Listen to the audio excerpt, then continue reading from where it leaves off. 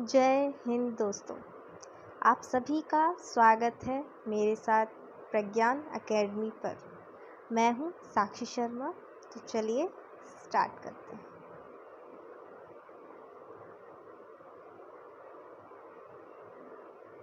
हम पढ़ रहे थे सूर्यताप को प्रभावित करने वाले कारक, जिसका पार्ट 1 पहले ही आ चुका है। ये इसका पार्ट 2 है। तो अगर आपने इससे पहले वाला पार्ट नहीं देखा है तो पहले ये पार्ट, इससे जो पहले वाला पार्ट है वो ज़रूर देख लें, क्योंकि उसके बिना ये समझ नहीं आएगा। ठीक है, तो मैंने सूर्यताप के बारे में समझा दिया था कि सूर्यताप क्या होता है। तो चलिए आगे बढ़ते हैं। आज हम जानेंगे सूर्यताप को प्रभावित करने वाले कारक। ठीक है, तो चलिए स्टार्ट करते हैं।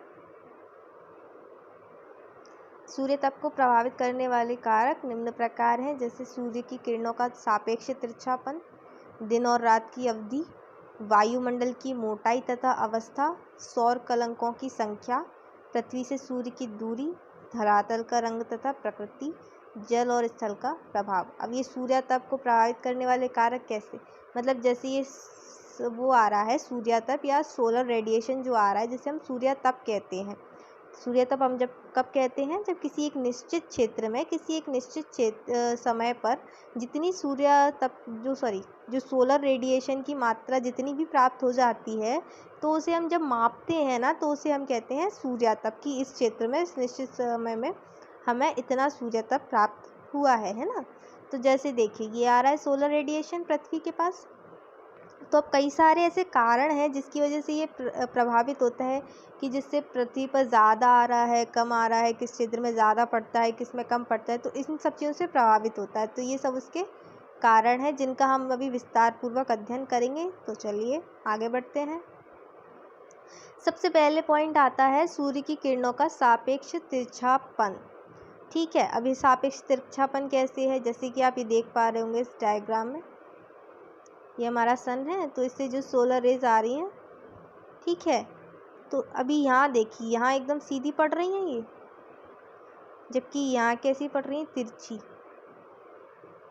तिरछी पड़ रही है ना, यहाँ पे तिरछी पड़ रही हैं और यहाँ एकदम सीधी पड़ रही हैं, है ना, इक्वल पार्ट पे पड़ रही हैं। तो इसे क्या कहेंगे, हम तिरछापन कहेंगे, कि कितनी तिरछी पड़ रही है, कितने डिग्री का कोण बना रही है। अब यहाँ से सन से ये कितने डिग्री का कोण बना रही है, 90 डिग्री का, है ना, जबकि सन से ये कितना डिग्री का कोण बना रही है, ये कितने डिग्री का कोण बनना है, ये कम डिग्री का कोण बनना है ना, इसलिए हम क्या कहेंगे, इसे तिरछापन। अब पृथ्वी के गोलाकार रूप के कारण सूर्य की किरणें सर्वत्र समान कोण पर नहीं पड़ती। अब पृथ्वी हमारी गोल है, तो इस पर सभी किरणें एक जैसी पड़ेंगी क्या, नहीं पड़ेंगी, क्योंकि सन हमारा ऐसे है, तो कुछ किरणें तो सीधी पड़ेंगी, कुछ किरणें थोड़ी तिरछी पड़ेंगी, मतलब पड़ेंगी तो ऐसे ऐसे पड़ेंगी, तो तिरछी पड़ रही है ना कुछ किरणें। तो यही इसे बताता है। भूमध्य रेखा पर सूर्य की किरणें लंबवत होती हैं, क्योंकि सूर्य सर्वाधिक ऊंचाई पर होता है, परंतु ध्रुवों पर सूर्य की किरणों का कोण कम होता है, अर्थात वे तिरछी होती है। जैसे हमारा नॉर्थ पोल है, ये साउथ पोल है, ये हमारी क्या इक्वेटर है। तो अभी देखो यहाँ पे जो सन है ऐसे में, तो यहाँ पे एकदम सीधी किरणें पड़ रही हैं, जबकि यहाँ पे कैसी पड़ रही हैं, तिरछी किरणें पड़ रही है ना। तो ये है इसका मतलब। ठीक है, आई थिंक ये पॉइंट क्लियर हो गया होगा। आगे बढ़ते हैं। सीधी किरणों के कारण सूर्यताप की अधिक मात्रा प्राप्त होती है, जबकि तिरछी किरणों के कारण सूर्यताप की कम मात्रा प्राप्त होती है। तिरछी किरणों के कारण सूर्यताप की मात्रा 2 कारणों से प्रभावित होती है। ठीक है, जैसे यहाँ बोला जा रहा है कि जो तिरछी किरणें हैं उसके कारण जो सूर्यताप है उसकी कम मात्रा प्राप्त होती है, जबकि ये लंबवत किरणें हैं इसके कारण सूर्यताप की अधिक मात्रा प्राप्त होती है। अब ये कैसे होती है। अब पहला, लंबवत किरणें धरातल के कम क्षेत्र पर पड़ती हैं, जिसके कारण क्षेत्र पर तापमान अधिक हो जाता है, जिससे क्षेत्र पर तापमान क्या है, अधिक हो जाता है। वहीं दूसरी ओर तिरछी किरणें धरातल के अधिक भाग को घेरती हैं, अतः प्राप्त जो है सूर्यताप की मात्रा वो कम हो जाती है। जैसे कि ये देखिए, जैसे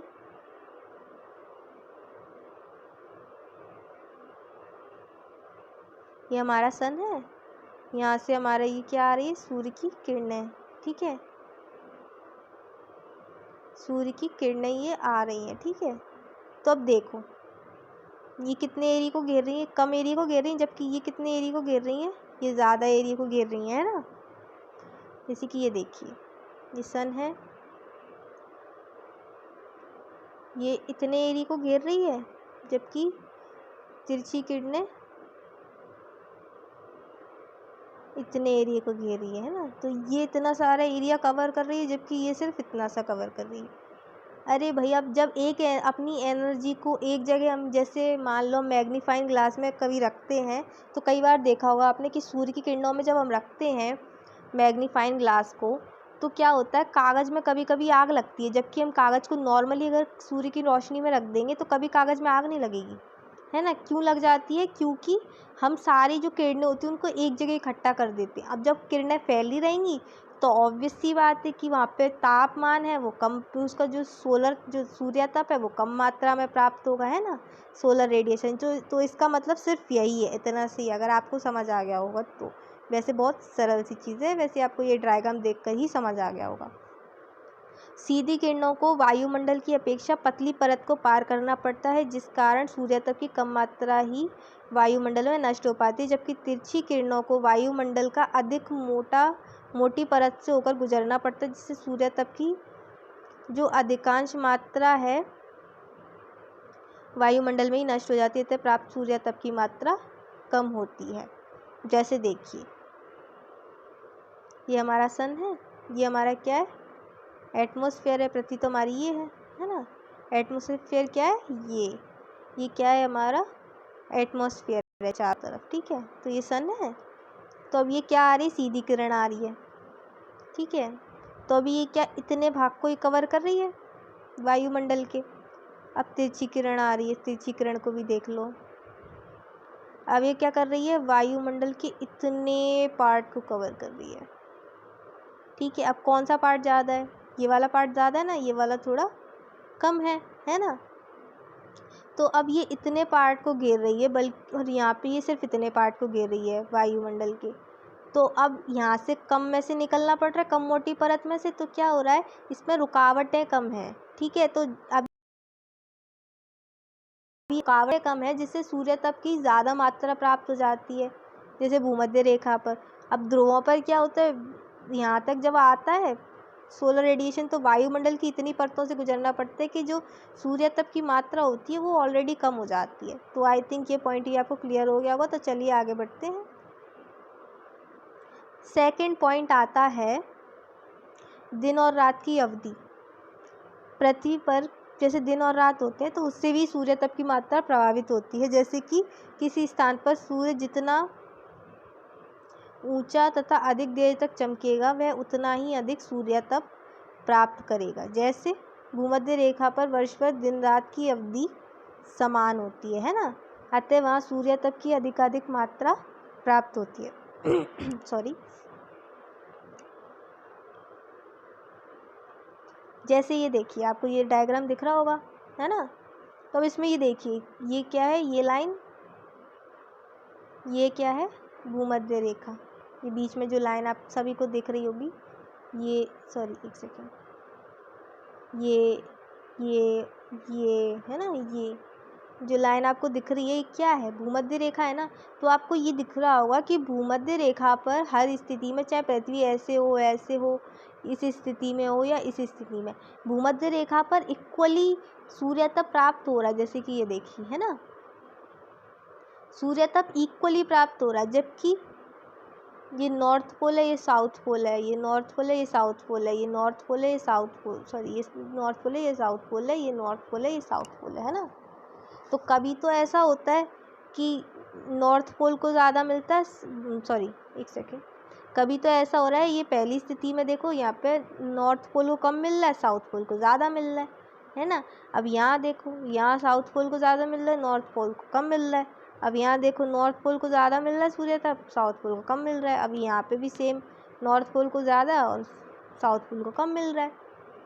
तो अलग अलग स्थितियों में, पृथ्वी की अलग अलग स्थितियों में अलग अलग उत्तरी ध्रुव पर और दक्षिणी ध्रुव पर अलग अलग तापमान की प्राप्ति होती है।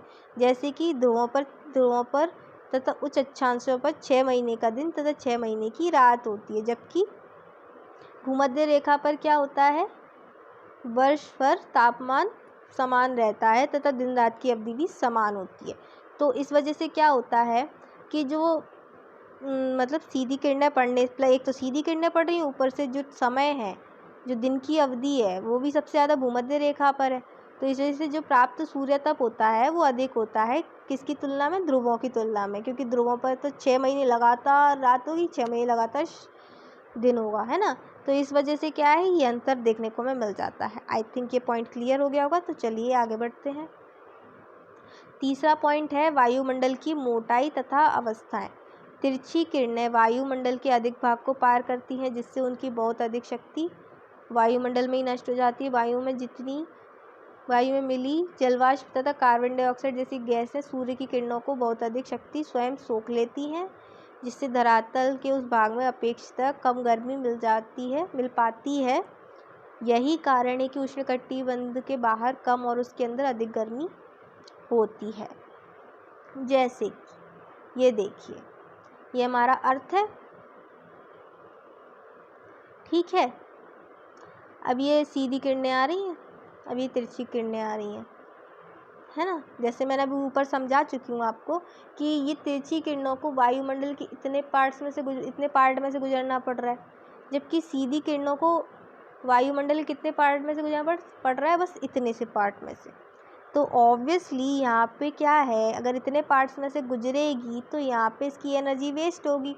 एनर्जी कहाँ वेस्ट होगी? कौन वेस्ट करा लेगा? जलवाष्प और जो कार्बन डाइऑक्साइड जैसी गैसें हैं, ठीक है, वो क्या कर लेगी? इसे अवशोषित कर लेगी, कहीं से वापस रिफ्लेक्ट कर देगी, मतलब कुछ ना कुछ तरीके से ये इसे वेस्ट कर देती है। इसकी सोलर जो एनर्जी होती है ना, वेस्ट कर देती है। तो इस वजह से क्या होता है, जो यहाँ पे प्राप्त सूर्य तप की मात्रा होती है वो कम होती है, और यहाँ पे जो प्राप्त होती है सूर्य तप की मात्रा वो ज़्यादा होती है ना। तो ये आई थिंक ये पॉइंट क्लियर हो गया होगा। आगे बढ़ते हैं। इसका ही दूसरा पॉइंट आता है कि मतलब धरातल पर प्राप्त जो सूर्य तप होता है उसकी बहुत कुछ जो मात्रा होती है वायुमंडल की अवस्था पर भी निर्भर करती है। आकाश मेघाच्छन्नता, जलवाष्प, धूलकण प्राप्त सूर्य तप की मात्रा पर निरंतर प्रभाव डालते हैं, क्योंकि आकाश में उपस्थित मेघ तथा धूलकण सूर्य तप को पुनः प्रतिबिंबित करने में बड़े महत्वपूर्ण सिद्ध होते हैं, है ना। जैसे देखो, ऐसे एक सेकंड में समझा रही हूँ आपको। जैसे ये हमारी पृथ्वी है, अब यहाँ सूर्य तप आया, अब जो मेघ मिले, अब कभी कभी देखा होगा आपने, जब हमारे यहाँ बोलते हैं कि अगर सुबह सुबह बादल आ जाए या दिन में बादल आ जाए तो जो गर्मी है वो कम हो जाती, कम लगती है, जबकि शाम को बादल आ जाए तो गर्मी ज़्यादा लगने लगती है ना। तो क्या होता है, दिन में बादल आने से जो सूर्य का जो अधिकांश ताप है वो पृथ्वी तक आ ही नहीं पाता। क्यों? पृथ्वी तक आ ही नहीं पाता अधिकांश ताप। क्यों नहीं आ पाता? क्योंकि ये बादल जो हैं या तो इन्हें अब्जॉर्ब कर लेते हैं या इन्हें वापस से रिफ्लेक्ट कर देते हैं। कुछ इसी तरह जो धूलकण होते हैं हमारे वायुमंडल में, वो भी ऐसे करते हैं, इन्हें रिफ्लेक्ट कर देते हैं वापस, ठीक है, पृथ्वी तक बहुत कम मात्रा में ही आने देते हैं, ठीक है। तो समझ आ रहा होगा आपको, आई थिंक ये पॉइंट क्लियर हो गया होगा। ये इसका एक बेसिक नेचर है, उसे समझना होगा। अब ये आप कहेंगे धूलकण कहाँ से आ गए, जो एरोसोल्स होते हैं वो कहाँ से आ गए? तो धूलकण कैसे भी आ सकते हैं, जैसे पवन चलती है तो अपने साथ कुछ बारीक कण होते हैं, रेत के, बजरी के, बालू के या किसी भी चीज़ के, वो उड़ा के ले आती है। ज्वालामुखी से जो राख निकलती है वो, ऐसे कई सारी चीज़ें होती हैं जो कण के रूप में होती हैं, ठीक है। तो वो सभी क्या होती हैं, हमारे वायुमंडल में घूम रही होती हैं। तो उसमें जब सूर्य की किरणें पड़ती हैं तो उससे क्या हो जाती हैं, रिफ्लेक्ट होती हैं, और बहुत ही कम मात्रा में जो सूर्य की किरणें होती हैं या जो सूर्य तप होता है वो हमें प्राप्त होता है। जैसे अफ्रीका में सबसे ऊंचे वार्षिक जो तापमान होते हैं वो भूमध्य रेखा पर नहीं होते। जैसा कि अभी हमने देखा कि भूमध्य रेखा पे सबसे ज़्यादा सूर्य तप प्राप्त हो रहा था, लेकिन अफ्रीका की जब हम बात करते हैं तो वहाँ पे जैसे ये इक्वेटर है, ये हमारा अफ्रीका महाद्वीप है, ये क्या है, अफ्रीका है ना। थोड़ा पास से दिखा देती हूँ आपको, ठीक है। ये हमारा क्या है, अफ्रीका महाद्वीप है या अफ्रीकन कॉन्टिनेंट है, ठीक है, अब क्या है, ये क्या है, इक्वेटर, ये लिखा हुआ है ना इक्वेटर, ये क्या निकल रही है इसके बीच में से, इक्वेटर निकल रही है। यहाँ पे क्या है, ये सारा मरुस्थल है और यहाँ पे क्या है, कालाहारी मरुस्थल है, सारा डेजर्ट और कालाहारी डेजर्ट है।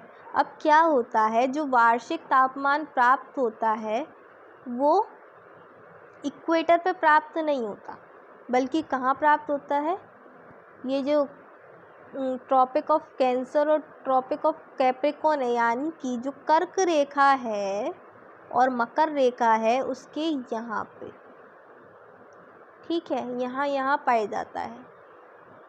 यहाँ जो तापमान होता है वार्षिक वो सर्वाधिक होता है, जबकि इक्वेटर पे ऐसा नहीं होता। अब ऐसा क्यों, देखिए बेसिक सी चीज़ है, इक्वेटर पे क्या होता है, गर्मी बहुत ज़्यादा पड़ती है ना।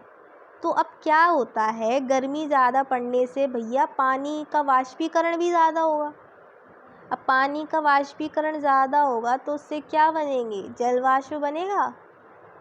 जलवाष्प से क्या बनेगा, अब पानी वाष्पीकृत होगा तो क्या होगा, बादल बनेंगे, बहुत सारे, कई सारे बादल बनेंगे, बारिश होती रहेगी दिन भर। अब आप किसी भी, जैसे इधर तमिलनाडु साइड चले जाओ, केरल साइड चले जाओ, वहाँ बरसात होती रहती है दिन भर। क्यों, क्योंकि वो विषुवत रेखा के पास है ना। तो जो विषुवत रेखा की जो कंट्रीज़ हैं वहाँ वर्ष भर बारिश होती रहती है। क्यों होती रहती है, क्योंकि गर्म हवा ऊपर उठती है, क्योंकि यहाँ धरातल गर्म इतना ज़्यादा हो जाता है कि यहाँ से जो आसपास जो हवा होती है वो गर्म होकर ऊपर उठती है, फिर वहाँ से ठंडी हवा इसकी जगह ले लेती है। इस तरह से ये पूरा एक चक्र चलता रहता है गर्म और ठंडी हवा का। जैसे मैंने आपको पहले एक संवहन, जो इससे पहले जो मैंने समझाया था आपको टॉपिक, जिसमें चालन, संवहन और विकिरण के बारे में मैंने आपको बताया था, उसमें बताया था संवहन क्या होता है। तो बहुत अच्छे से मैंने उसमें आपको समझा दिया था। तो आई थिंक यहाँ मुझे समझाने की ज़रूरत नहीं है। आपको कोई डाउट हो तो उस लेक्चर में आप देख सकते हैं, ठीक है। तो अब ऐसे क्या होता है, यहाँ पे जो बादल अब इतनी सारी गर्म हवा उठेगी तो बादल बनेंगे, वाष्पीकरण की वजह से, है ना।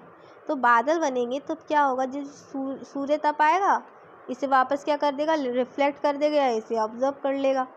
वहीं कर्क रेखा पे जो सहारा मरुस्थल होता है, जो कालाहारी मरुस्थल होता है, मरुस्थलों का जो वायुमंडल होता है, ठीक है, आकाश होता है, उसमें बादल नहीं होते, एकदम स्वच्छ आकाश होता है। अब क्यों होता है भाई, ये बहुत ही सिंपल सा लॉजिक है। यहाँ पे पानी तो होता नहीं है, मरुस्थलों में पानी नहीं होगा तो वाष्पीकरण नहीं होगा, वाष्पीकरण नहीं होगा तो क्या बादल भी नहीं बनेंगे, है ना। अब इतनी सिंपल सी बात है। तो इस वजह से क्या होता है, यहाँ पे जो आकाश होता है बहुत ही ज़्यादा स्वच्छ होता है। अब यहाँ तो बादल है, अब यहाँ क्या है, स्वच्छ आकाश है, तो यहाँ पे जो सोलर रेडिएशन आएगा तो यहाँ से तो रिफ्लेक्ट होगा नहीं। इस वजह से तापमान कहाँ बढ़ेगा, यहाँ जो मरुस्थल है, उत्तरी और दक्षिण में जो मरुस्थल हैं अफ्रीका में विषुवत रेखा के आसपास, ठीक है, तो कहाँ होगा सर्वाधिक वार्षिक तापमान, मरुस्थलों में, ना कि विषुवत रेखा पर। तो आई थिंक ये टॉपिक आपको बहुत अच्छे से मैंने आपको क्लियर कर दिया है। आज के लिए इतना ही। जो हमारे बाकी के बचे हुए जो बाकी के प्रभावित करने वाले कारक हैं उनका अध्ययन हम कल के लेक्चर में करेंगे। इसका तीसरा पार्ट आएगा, ठीक है। अगर आपने इससे पहला वाला पार्ट नहीं देखा है तो आप ज़रूर देख लें। आपको किसी भी तरह का डाउट हो ज्योग्राफी में या इस लेक्चर से संबंधित या कैसे भी, तो आप मुझे नीचे कमेंट करिए, मैं आपका आंसर ज़रूर करूँगी। Thank you very much. Please like, share and subscribe. जय हिंद, जय भारत।